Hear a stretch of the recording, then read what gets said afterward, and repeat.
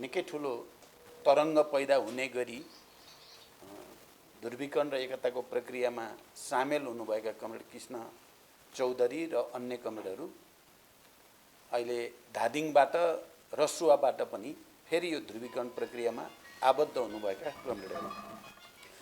सबभन्दा पहिला त आज नयाँ वर्षको सन्दर्भमा माओवादी आन्दोलनको नयाँ ध्रुवीकरण र नयाँ एकताको थालनी गरिएको छ। म सबै कमरेडलाई हार्दिक बधाई र शुभकामना भन्न चाहन्छु। साँच्चै नै यो नयाँ वर्ष माओवादी आन्दोलनको निम्ति नयाँ पहल, नयाँ अभियानको सुरुवात गर्ने दिनको रूपमा आएको छ। यो हामी सबैको लागि खुसीको कुरा हो, हामी सबैको लागि गर्वको कुरा हो र यो देशकै लागि र आम नेपाली जनताको लागि पनि खुसी र गर्वको कुरा हो भन्ने नै मलाई लाग्छ। किनभने हामी यहाँ यो कोठाभित्र अहिले त्यसो त मानिसहरू केही दर्जन छौँ, तर इतिहासमा खेलेको भूमिकाको दृष्टिकोणले, योगदानको दृष्टिकोणले र नेतृत्वको हैसियतले तपाईहरू आफ्नो ठाउँमा जुन प्रभाव राख्नुहुन्छ त्यो प्रभावको दृष्टिकोणले यो ध्रुवीकरण र एकताको गुणात्मक अर्थ र महत्त्व छ। त्यसो त पार्टी प्रवेश कार्यक्रम आजकल दिनौँ जसो सबै पार्टीले गर्ने गर्छन्। आजको यो ध्रुवीकरण र एकता त्यस्तो कुनै औपचारिक पार्टी प्रवेशको अरूले गर्ने जस्तो देखावटी कार्यक्रम होइन। यो विचारको, यो राजनीतिको, यो भावनाको पनि महान जनयुद्धका ती आँधीमय दिनका बेलामा हामी सबैले खेलेका भूमिकाहरूको एउटा ठुलो केन्द्रीकरण, ठुलो एकीकरणको एउटा महत्त्वपूर्ण थालनी हो भन्ने मैले ठानेको छु। यसमा पहल गर्ने र यो प्रक्रियालाई यो ठाउँसम्म ल्याउन भूमिका खेल्ने पार्टीका सबै सुदूरपश्चिम, अझ मुख्यतः यहाँ सुदूरपश्चिमकै कमरेडहरू, सिनियर कमरेडहरू चाहिँ ध्रुवीकृत हुनुभएको छ। त्यसकारण म सुदूरपश्चिमका इन्चार्ज लगायत केन्द्रीय समितिका सबै सहयोद्धा कमरेडहरूलाई विशेष धन्यवाद भन्न चाहन्छु। र यो प्रक्रियामा लामो समयदेखि वैचारिक छलफल गर्दै, इतिहासको समीक्षा गर्दै, कहाँ त्रुटि भयो, कहाँ के भयो र अब चाहिँ ध्रुवीकरण र एकताको प्रक्रियामा जानुपर्छ भन्ने निष्कर्षमा पुग्नु हुने कमरेड श्रवण, कमरेड कृष्ण थारू, भगत बडवाल लगायत पर्वत लगायतका सबै कमरेडहरूलाई पनि म हार्दिक बधाई र शुभकामना भन्न चाहन्छु। तपाईहरूले गरेको यो साहस र पहल दीर्घकालीन महत्त्वको छ, दूरगामी महत्त्वको छ भन्ने मैले ठान्छु। यो सामान्य कुरा छैन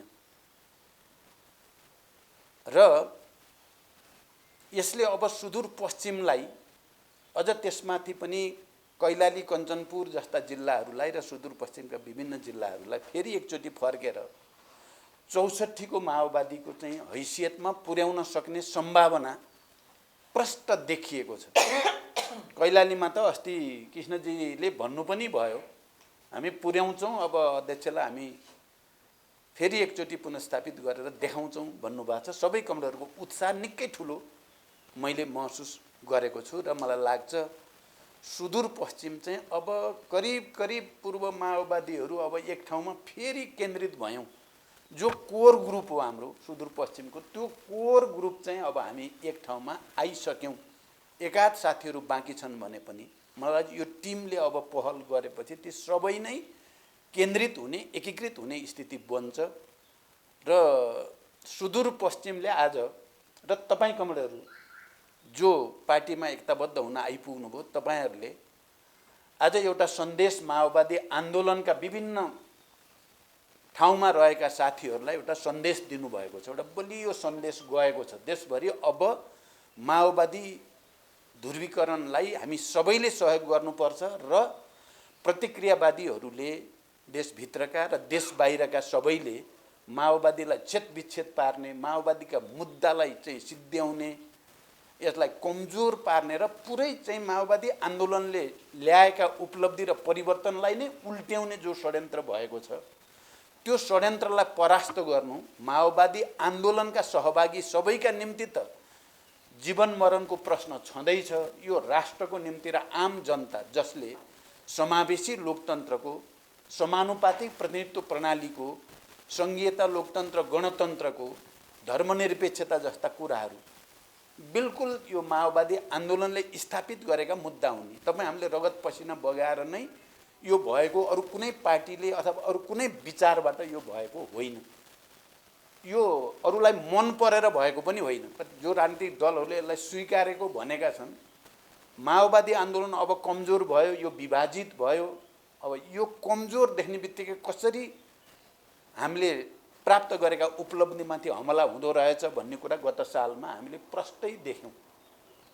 कसरी प्रतिगमनले, प्रतिक्रान्तिले टाउको उठाउँदो रहेछ र त्यसका विरुद्ध फेरि लड्नुपर्ने आवश्यकता देखा पर्दो रहेछ र त्यो लडाइँमा फेरि हामी एक ठाउँमा जम्मा हुँदा रहेछौँ भन्ने कुरा पनि गत सालदेखि अहिलेसम्मका परिघटनाले पनि राम्रै देखाएको छ। र अझै पनि त्यो खतरा टरेको छैन। अहिले पनि माओवादी आन्दोलनलाई र माओवादी जनयुद्धले स्थापित गरेका एजेन्डाहरूलाई, मूल्यहरूलाई, मान्यताहरूलाई प्रहार गर्ने, छेदविच्छेद पार्ने षड्यन्त्र रोकिएको छैन।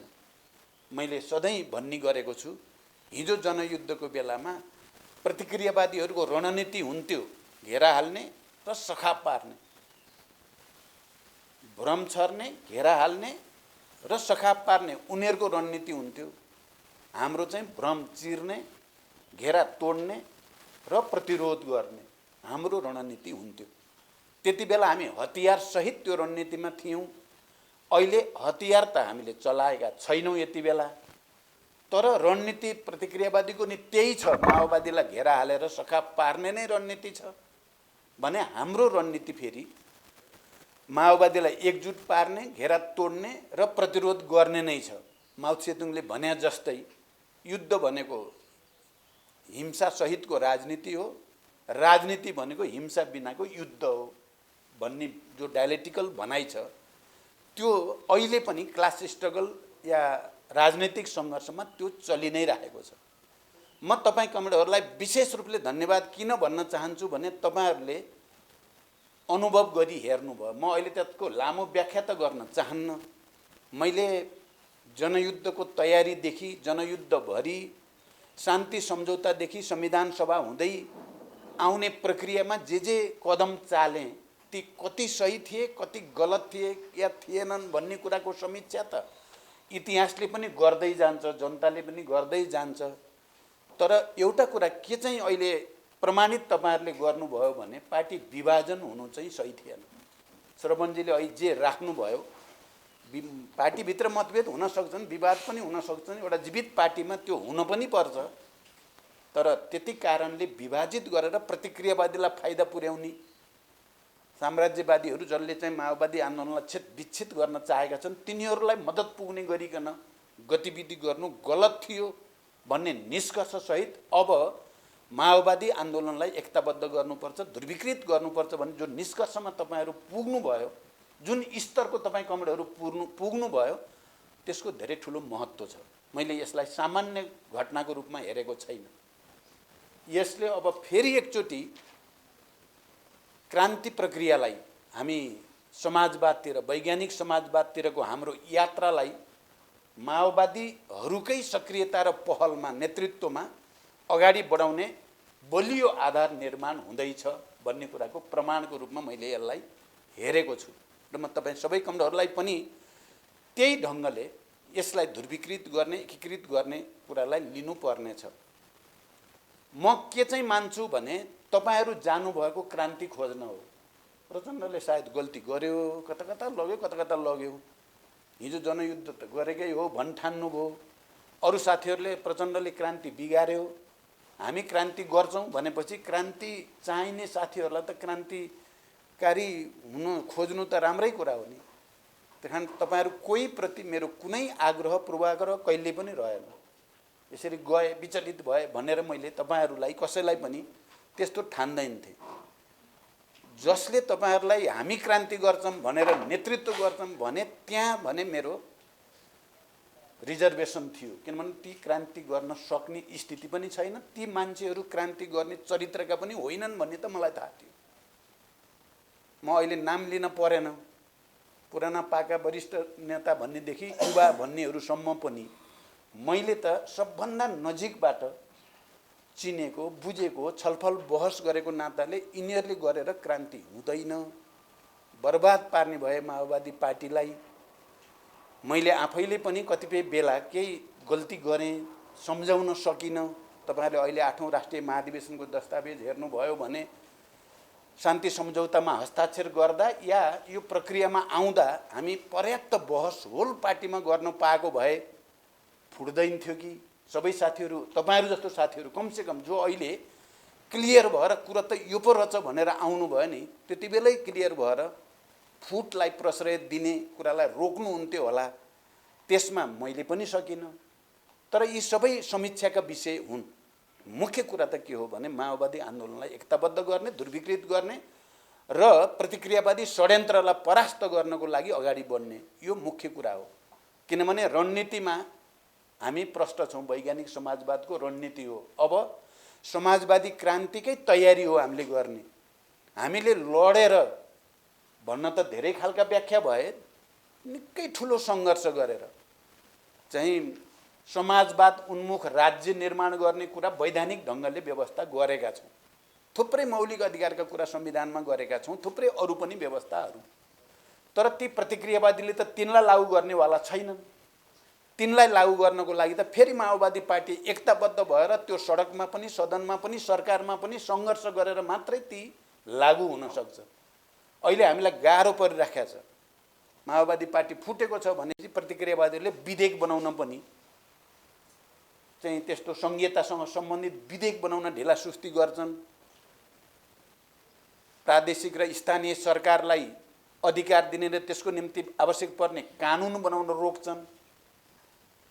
समावेशी र समानुपातिक अनुसार महिला, दलित, जनजाति, थारू, मधेसी सबैलाई चाहिँ उनीहरूको आत्मसम्मान सहितको व्यवस्था गर्न ढिलासुस्ती गर्छन्, गर्दैनन्। हुँदाहुँदै त संविधानै उल्ट्याउने षड्यन्त्र पनि भयो। त्यो संविधान उल्ट्याउने चाहिँ षड्यन्त्र अन्ततः माओवादीका विरुद्धको षड्यन्त्र थियो। त्यो माओवादीले स्थापित गरेका मूल्य मान्यतालाई उल्ट्याउने षड्यन्त्र थियो। त्यसकारण यो निष्कर्ष कि अब पहिला माओवादीहरू छरिएर होइन, एकताबद्ध भएर नै प्रतिक्रियावादीहरूका सबै षड्यन्त्रलाई परास्त गर्न सकिन्छ। हिजो हामी जनयुद्धमा एक ढिक्का थियौँ, जति थियौँ हामी एक थियौँ। त्यसले गर्दा तमाम चाहिँ रोमियो अपरेसनदेखि किलो सेराटो अपरेसनदेखि चाहिँ पुरै घेरा र सखाप पारा भन्ने चाहिँ अपरेसनहरूदेखि टाउको काट्नेसम्मका षड्यन्त्रहरूलाई त हामीले परास्त गरेकै हो नि। राजतन्त्र चाहिँ कहिले पनि जान सक्दैन। राजतन्त्र फालेर गणतन्त्र आउने कुरा असम्भव हो भन्ने नेताहरू अहिले पनि छन् नि।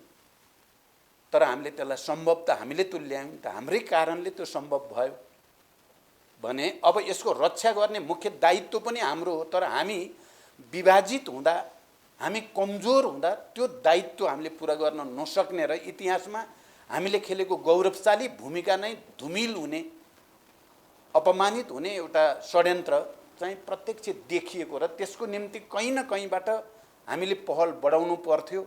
आजको दिन सुदूरपश्चिमले र तपाईहरु नेतृत्वमा रहने कमरेडहरूले चाहिँ राम्रो पहल गर्नुभएको छ। मैले अघि नै भने एउटा सन्देश आजको दिन गएको छ। म तपाईहरुलाई म फेरि भन्न चाहन्छु, क्रान्तिको उद्देश्यको निम्ति भन्दै नेकपामा रहेर चाहिँ शहादत प्राप्त गर्ने साथीहरूलाई ती महान शहीदहरू नै हुन्। नेतृत्वको के थियो मनसाय, अब ऐ श्रवणजीले प्रतीकात्मक रूपमा केही कुरा व्यक्त गर्नुभयो, त्यो अर्थपूर्ण छ। नेतृत्वको के थियो भने अब देखिँदैछ। तर जो क्रान्तिकै निम्ति भनेर गएर चाहिँ शहादत पनि भए, एकीकृत जनक्रान्तिको झण्डा मुनि हामी क्रान्ति गर्छौं भनेर ती शहीदहरू पार्टीका महान शहीदहरू नै हुन्। तिनलाई शहीदको सम्मान दिने, उनका परिवारहरूलाई चाहिँ हाम्रो तर्फबाट, पार्टीको तर्फबाट हर सम्भव राहत र उहाँहरूलाई सम्मान दिने कुरामा कुनै कमी हुने छैन। म यो विश्वास तपाईहरु सबैलाई दिलाउन चाहन्छु। र हामी वैज्ञानिक समाजवादको यात्रामा जाने हो। हामीले माओवादीहरूलाई एकीकृत र ध्रुवीकृत गर्नुको अर्थ माओवादी मात्रैलाई गर्ने भनेर पनि बुझ्न हुँदैन। हामीले कम्युनिस्ट आन्दोलनलाई नै एकीकृत गर्ने हो। सबै प्रगतिशील शक्तिहरूलाई, देशभक्त शक्तिहरूलाई नै एकीकृत गर्ने हो र समाजवादको निम्ति एउटा फराकिलो बाटो तयार पार्ने हो। तर त्यो कामको सुरुवात कहाँबाट गर्ने भन्दा चाहिँ सबभन्दा पहिला माओवादीहरू एकीकृत र ध्रुवीकृत भएन भने अरू कम्युनिस्टहरूलाई गर्न खोज्दा पनि हुँदो रहेनछ भन्ने कुराको अनुभव पनि हामीले गऱ्यौँ। तपाईहरुलाई थाहा छ 46 सालको ऐतिहासिक जनआन्दोलन अगाडिबाट जति बेला म त्यति बेला तत्कालीन पार्टीको महासचिव बने, देशको राजनीति पनि उथल पुथल हुँदै गयो। एकता केन्द्र बनाउने पहल गरियो, एकता केन्द्र बनाइयो पनि, केही वर्ष चल्यो पनि। त्यसपछि जनयुद्धको तयारी गर्ने पहल गरियो, जनयुद्धको पहल गरियो। त्यसले देशको राजनीतिमा एउटा ठुलो चाहिँ भूकम्प जस्तो आयो। उथल पुथल आँधी हुरी बतास चाहिँ यो त अब असाधारण चाहिँ राजनीतिक पहलको रूपमा त्यो स्थापित पनि भयो। मान्छेले मेटाउन खोज्छन्, त्यो कहिले नि मेटिँदैन। तपाईँ हामी कोही नरहने फेरि एउटाले त्यो खोज्छ खोतल्छ त्यसलाई।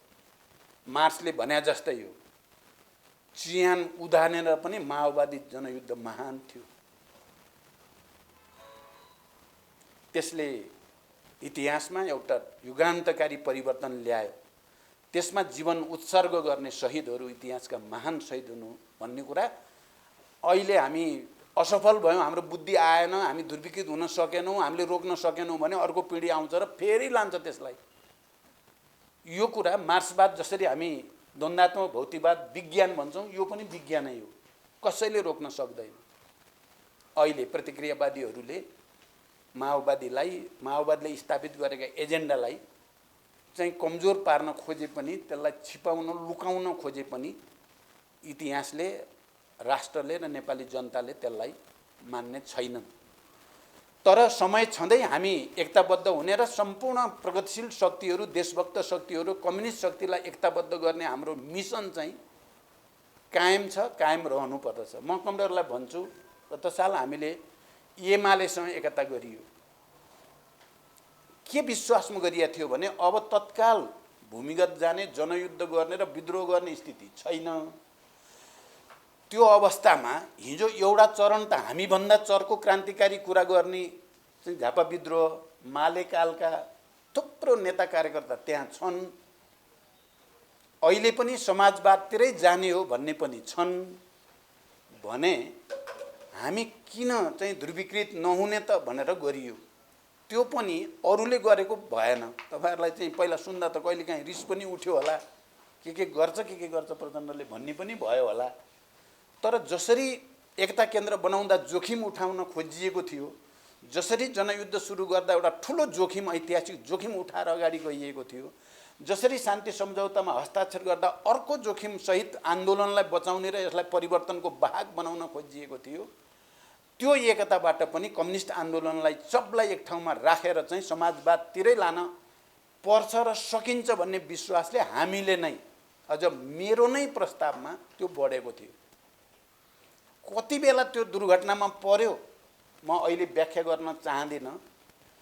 जति बेला एमाले भित्रको ठुलो तबकाले माओवादी आन्दोलनको ऐतिहासिकता स्वीकार्नेतिर गयो, माओवादी जनयुद्धकै कारण यो देशमा उत्पीडित वर्ग, जाति, क्षेत्र, समुदायमा जागरण ल्याएको हो र सङ्घीय लोकतान्त्रिक गणतन्त्र माओवादीकै कारण आएको हो भन्ने कुरामा सहमत भएको देखियो। र अध्यक्ष प्रचण्डको नेतृत्वमा केन्द्रीय समितिको दोस्रो बैठकमा सबै पूर्व एमालेको पनि अत्यधिक ठुलो सङ्ख्या, 8-10 जना छोडेर अबको नेता अध्यक्ष प्रचण्ड हो हाम्रो भन्ने ठाउँमा पुग्यो। त्यसपछि षड्यन्त्र सुरु भयो, भयानक षड्यन्त्र सुरु भयो।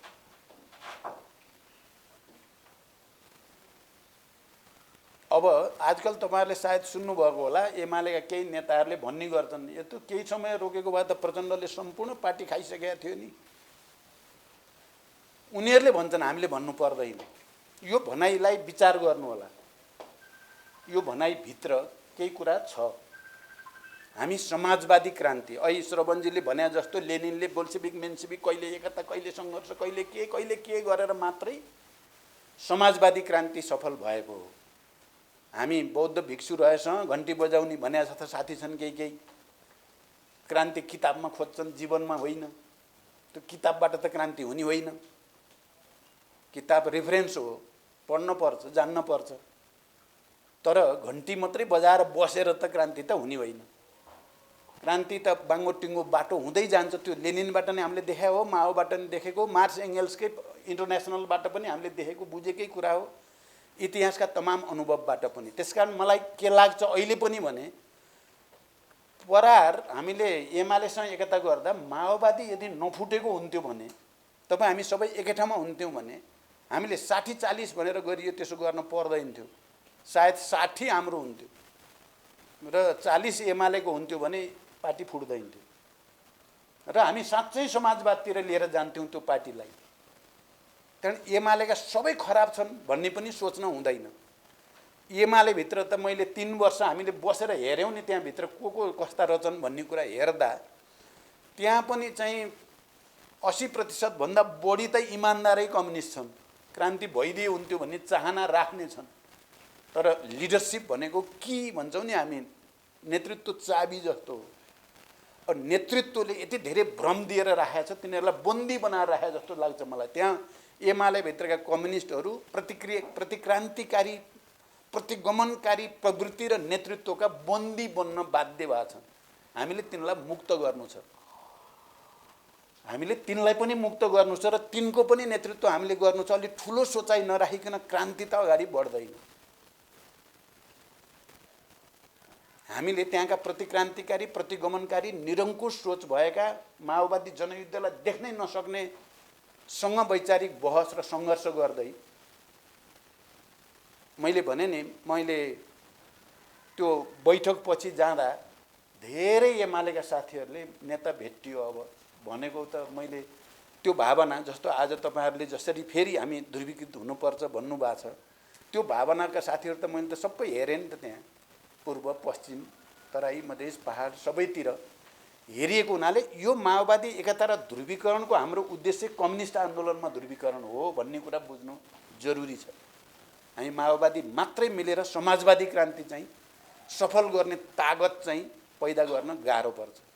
हामी माओवादीले नेतृत्व गर्ने हिम्मत त गर्नुपर्छ, सही विचारको आधारमा नेतृत्व गर्ने हो, तर एकताबद्ध आम जनतालाई पनि गर्नुपर्ने हुन्छ। सबै प्रगतिशील शक्तिहरू, देशभक्त शक्तिहरूलाई हामीले एकताबद्ध गर्नुपर्ने हुन्छ। त्यसकारण यो एकता र ध्रुवीकरणले चाहिँ तपाईको त्यो तागत पैदा हुन्छ र सम्पूर्ण कम्युनिस्टहरू, इमानदार कम्युनिस्ट र देशभक्तलाई नेतृत्व गर्ने तागत यहाँ पैदा हुन्छ भन्ने मेरो विश्वास छ। र म कमरेडहरू सबैलाई यो विषयमा गहिरो गरी विचार गर्न अनुरोध गर्छु। हिजो हामी कहिले अलिकति लिडरसिप दायाँ गयो भने गयो सिद्ध्यायो भने जस्तो ठान्यौँ, कहिले बायाँ गयो भने सिद्ध्यायो भन्ने ठान्यौँ, तर अहिले आउँदा त मूलत त यही लिडरसिप बरु अरूभन्दा डायलेक्टिकल रहेछ भन्ने त प्रमाणित भयो नि। यो प्रमाणित भएको कुरालाई भन्न हिचकिचाउनु पर्दैन। वैज्ञानिक समाजवाद र समाजवादी क्रान्तिको तयारी बाहेक अब हाम्रो जीवनको यो बेलामा म लगायत पम्फाजी अथवा यो उमेरका हामी मान्छेहरूको अरू कुनै सपना छैन, अरू हुन पनि सक्दैन। हामीसँग त्यो हजारौं शहीदहरूको चाहिँ भारी छ, बोकेर हिँडिया छ। मलाई त के लाग्छ भने अरू साथीहरू जो जहाँ भए पनि ती सबैको भारी पनि हामीले नै बोकेर्न परेको देख्छु मैले।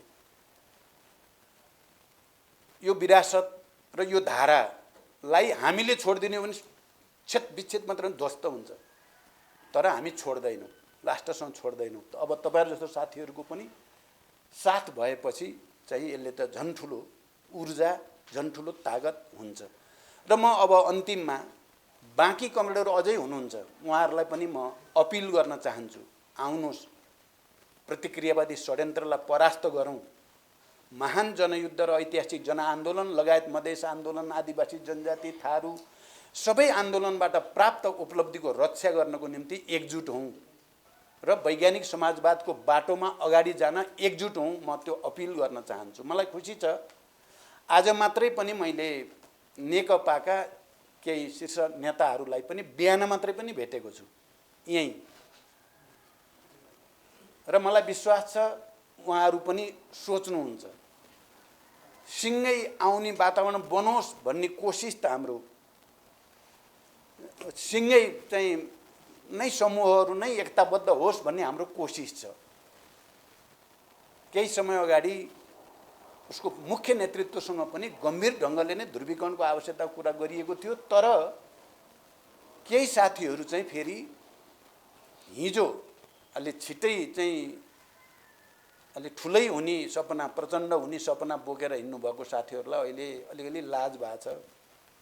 फेरि त्यहीँ जाने त भन्ने। अब क्रान्तिकारीलाई त के लाजको कुरा हुन्छ र क्रान्तिकारी ध्रुवीकरण हुने कुरा खुसीकै कुरा हुन्छ। तर क्रान्तिकारी नभएको प्रवृत्ति त बरु क्रान्ति विरोधीसँग सहज ठान्ने, क्रान्तिकारीसँग असहज ठान्ने प्रवृत्ति पनि मैले नजिकबाट हेरिराखेको छु। अहिले म ती साथीहरूलाई त्यस्तो चाहिँ बाटो नहिँड्न र अप्ठ्यारो नमानिकन, किनकि हिजो तपाईँ हामी सबै सँगै बसेकै हो, सँगै लिडरसिपको रूपमा स्वीकार गरेकै हो। अहिले हामी उस्तै उस्तै ठाउँमा आएपछि फेरि किन लाज अप्ठ्यारो मान्नु पर्ने के छ र? म चाहिँ ती साथीहरू जो ध्रुवीकरणमा आउँछन् उनीहरूप्रति कुनै आग्रह पूर्वाग्रह नराख्ने विश्वास पनि म दिलाउन चाहन्छु। र अहिले अब केही साथीहरू जेलमा हुनुहुन्छ, बन्दीको रूपमा नेकपाकै नेतृत्वको आन्दोलनमा सहभागी हुँदा मैले विप्लव लगायतका साथीहरूसँग कुरा गरिसकेपछि निकै जोड गरेर केही महत्त्वपूर्ण नेतालाई तुरुन्ती छोड्न लगाएको हो। अस्ति नै पनि केही समय अगाडि पनि र छुट्नु पनि भयो। त्यसपछि लगातार कुरा भइराखेको छ हाम्रो प्रधानमन्त्रीसँग, गृहमन्त्रीसँग र छुट्दै पनि जानुभएको छ। र छोड्नुपर्छ, यो चाहिँ वातावरण, राजनैतिक वातावरण बनाउनुपर्छ भन्ने कुरामा मेरो जोड रहँदै आएको छ।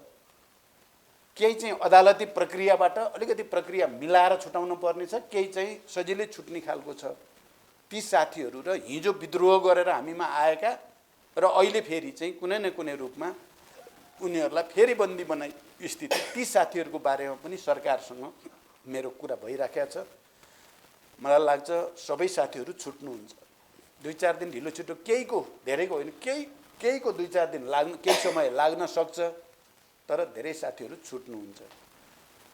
त्यसकारण यो काममा आज जो ध्रुवीकरण भएको छ, अब तपाईँ हामी सबै इमान्दारिता साथ, सक्रियताको साथ लागौँ। मलाई लाग्छ सबै आउने, अब यसले वातावरण बनाउँछ, सबै आउनुपर्छ, आउनै पर्छ, नत्र नाङ्गिन पर्छ, अर्को कुनै उपाय छैन।